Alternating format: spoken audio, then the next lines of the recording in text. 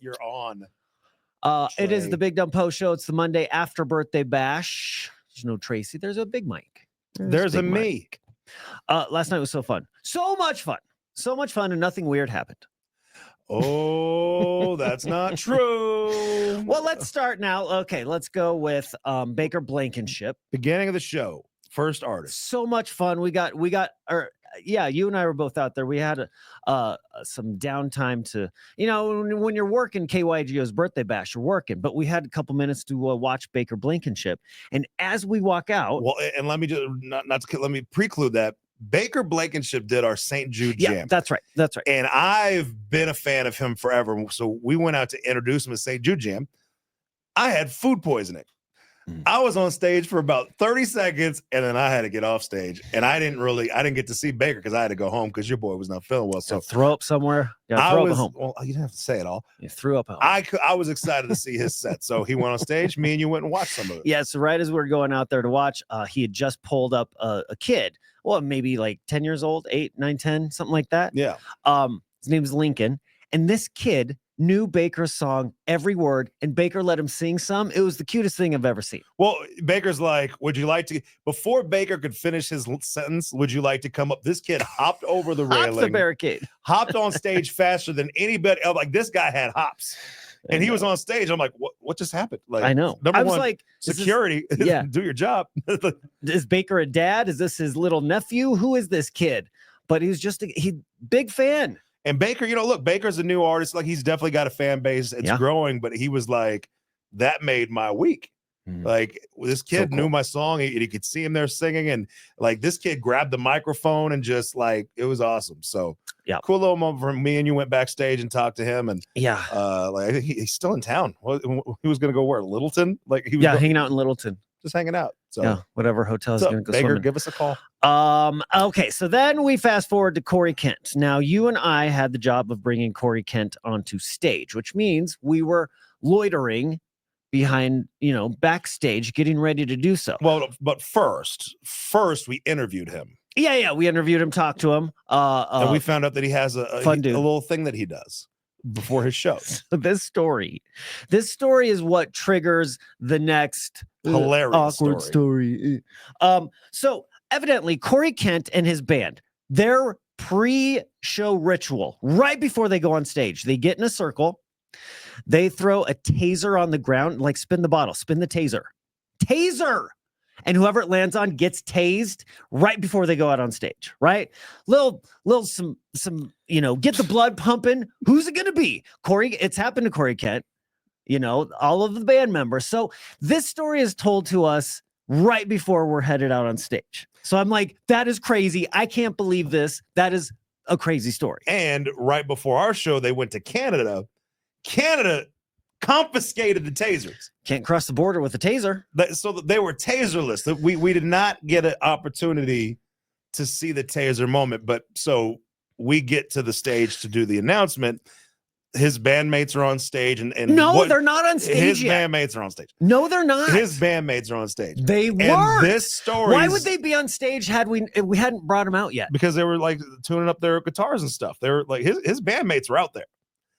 His bandmates are out there, but this story was going on in your head. Reeling from this story, it was very top of mind. So cool. Now, we were standing here. We got about 1 or 2 minutes before we're supposed to bring Corey Kent out on the stage.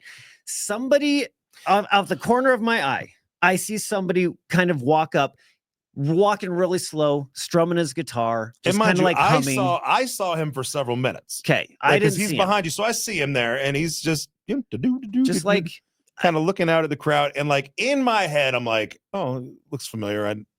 I think I know who this is, and I'm like, I'm gonna let him do his thing. Mm-hmm. And I see you kind of have this eye contact moment where it's like, oh, you're about to say something. So yeah, I noticed him on the corner of my eye. So I remember looking down and then up, and I just really saw a guitar, shaved head, tank top, super tan. I'm thinking he's the guitarist for Corey Kent. Well, I have just heard the story, so immediately I want to ask if he's been tased. So my first question when I look down and then up is, hey, are you in Corey Kent's band? I'm Kip Moore. No, I'm Kip Moore. Oh, and I look at him in his face and I'm like, yeah, you are, aren't you? The co-headliner of KYGO's birthday bash. No, I'm Kip Moore. I had to turn away. I had to turn around so I was not making the face it out because I was like, you didn't have to say anything, Fizz, but you were like, or you could have been like, hello, are you ready? Are you part of Corey Kent's band? And he's, I'm Kip Moore. Oh, because I was going to follow up with, have you been tased? Tell me all about it.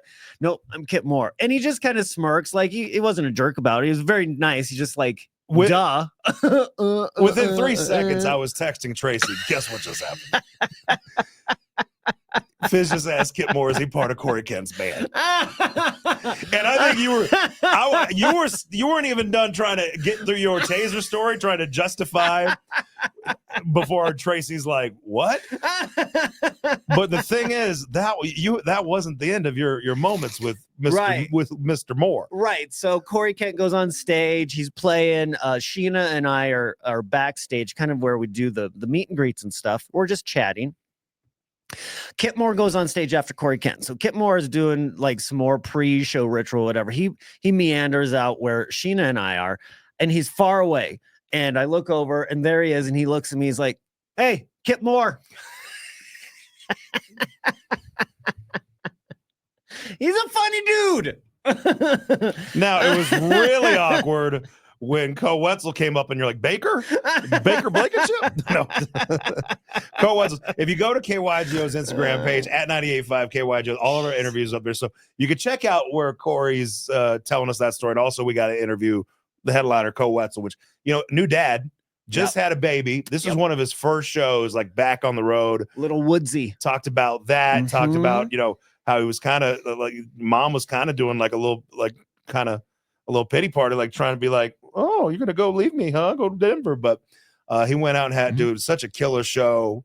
So many people in the audience had like Koe Wetzel merchandise, and people were like, oh, I saw him in Waco, Texas, and it's so awesome. So we were talking to, I believe, Sarah and Tony, KYGO listeners. They've been following Koe Wetzel for years. When Koe and Parker McCollum used to play little dive bars in Texas, they're like, we've been listening to Koe since then. Yeah, man. And he brought it. He killed it. Koe's going to be big. I asked Koe what his next song's going to be, and he doesn't know yet. Next single. He gave us a little idea of it, though. Let us know sonically what it's going to be. So Koe Wetzel's got some new music coming. Check that out on our social at 98.5 KYGO or our Facebook page, and DM Kip Moore and be like, hey, heard you met Fizz. Hey, I think he's played our last birthday bash. Sorry. Have a great day.